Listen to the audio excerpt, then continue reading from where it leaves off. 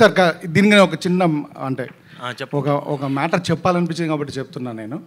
ఇప్పుడు మీరు ఏంటంటే ఇప్పుడు అంటే రాజు గారు అన్నారు అలా కాదండి. యాక్చువల్లీ ఫిలింకి ఒక బడ్జెట్ అనుకున్నామండి.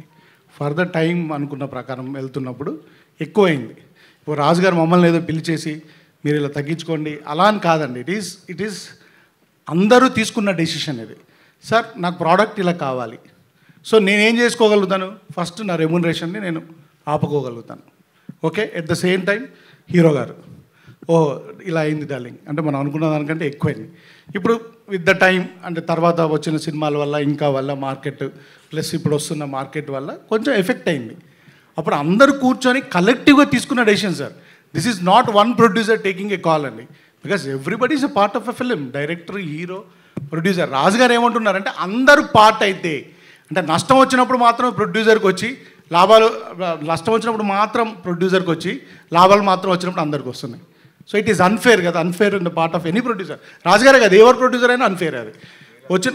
సార్ అందరూ ఉన్నారు కదంటే సార్ నాకు కావాలను ఇప్పుడు సార్ ఇప్పుడు మనకొక సార్ ఇప్పుడు మీరు కూడా ఏం లేదు ఉంటారు ఉండరు అని కాదు, ఎక్కడో ఒక దగ్గర ఒక డిస్కషన్ స్టార్ట్ అవ్వకుంటే రీచ్ అవ్వదు కదా, ఎక్కడో ఒక స్టెప్ పడాలి కదా.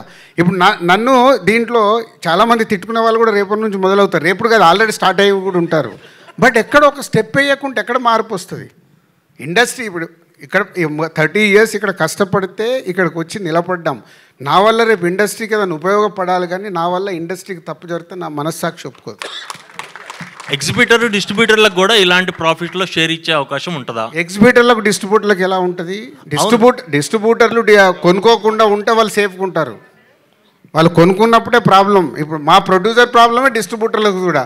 పరిగెత్తే సినిమా వాల్యూ లేకుంటే అంటే దాని కాస్ట్ క్యాలిక్యులేట్ చేసుకోకుండా కొంటే సినిమా తేడా వచ్చింది అనుకో పోద్ది. నేను ప్రొడ్యూసర్ ఎందుకు అయ్యాను?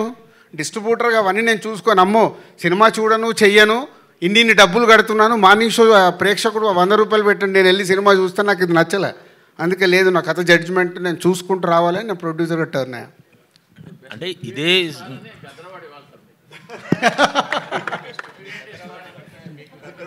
రెడీ చేయండి, మీరు ఒకటి పెట్టి ఇవ్వండి. సార్ నితిన్ గారు సార్ అంటే సారీ అంటే నేను మిమ్మల్ని మీరు అడగొద్దని అడగట్లేదు, కానీ ఇక్కడ లయ గారు ఉన్నారు. ఇందాక చెప్పినా కదా వేణు, లయా గారిని అడిగితే వాళ్ళకి స్పైస్ ఏమి దొరుకుతుంది? నితిన్ గారు ట్రైలర్ చాలా బాగుంది, ఇంటెన్సివ్ ఉంది. నా 2 క్వశ్చన్స్. ఒకటి అంటే హెల్దీ ప్రాక్టీస్ అంటే షేరింగ్ కానీ హీరో రెమ్యునరేషన్స్ కాకుండా షేరింగ్, ఇది కంటిన్యూ చేస్తారు. మీ ఫాదర్ కూడా ప్రొడ్యూసర్ కదా, ఇదే ప్రాక్టీస్ని మీరు కంటిన్యూ చేస్తారా? ఒకటి. రెండో క్వశ్చన్ ఏంటంటే మీ గత సినిమా థియేటర్స్లో బాగా ఆడకపోయినా ఓటీటీలో బాగా వెళ్తుంది, ట్రెండింగ్లోకి వెళ్ళింది. సో దానికి కారణం ఏంటి అంటారు? థియేటర్లో ఆడకపోవడానికి కారణం కంటెంట్ బాగానే ఉందని చెప్పి చాలామంది. ఫస్ట్ క్వశ్చన్ కాన్సర్ ఏంటంటే ఇప్పుడు ఇదే బ్యానర్లో నేను నిక్సిమా చేస్తున్నాను, అది కూడా ఆల్రెడీ మేము వేరే మోడల్ వెళ్తున్నాము, అంటే సినిమాకి ఇంత కాకుండా వేరే మోడల్ వెళ్తున్నాను. So it's better for producers. So since I'm also producer, cinema loss అయితే ఎంత పోతుందో నాకు తెలుసు నాకు. సో తెలుసు నాకు. అండ్ ఓటీటీ సినిమా దాని గురించి హీల్ ఆన్సర్ మోర్, నాకు అంత ఐడియా లేదు. థియేటర్లో ఆడే సినిమాలు ఓటీటీ ఎందుకు ఆడుతున్నాయి, ఓటీటీ ఆడే సినిమా థియేటర్ ఎందుకు ఆడుతున్నాయి అవన్నీ హీల్ ఆన్సర్. అది మీకే తెలుసు, మళ్ళీ మమ్మల్ని అడుగుతారేంటి? లయ గారు